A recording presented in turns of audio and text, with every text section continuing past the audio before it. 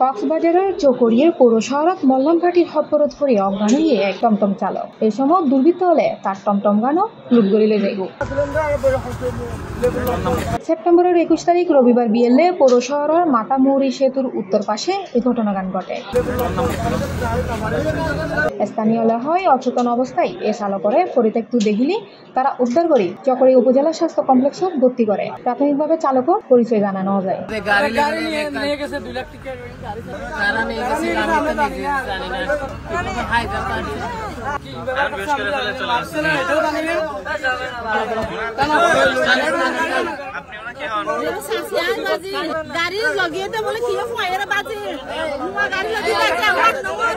চিকিৎসকলে হয়ে চালকরে অচেতন করে তার যানবাহন লগিয়েগু বলে ধারণা করা।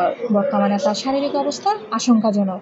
এ বিষয়ে চকরিয়া থানার অফিসার ইনচার্জ তহিদুল আনোয়ার জানায়, হালকা এসে মানে পুলিশ ঘটনাস্থলে গিয়েছে মূলত, যেহেতু মলম ফাঁড়ির দৌড়তে পারছে অবশ্যই আইনগত ব্যবস্থা লং করে দেবে। আর তথ্য চাইলে ওনারা আরো সহযোগিতা করবেন, আইনে ইনশাল্লাহ সাথে সাথে পদক্ষেপ লেগে যাবে। স্থানীয়রা আরো হয় সম্প্রতি চকরিয়া পৌর এলাকা ও মহাসড়কত মল্লমঘাটির তৎপরতা বাড়িল। ফলে পথচারী ও চালকলে আতঙ্কের মধ্যে রইল।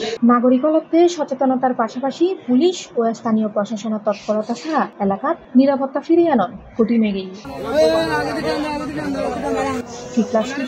চট্টগ্রাম।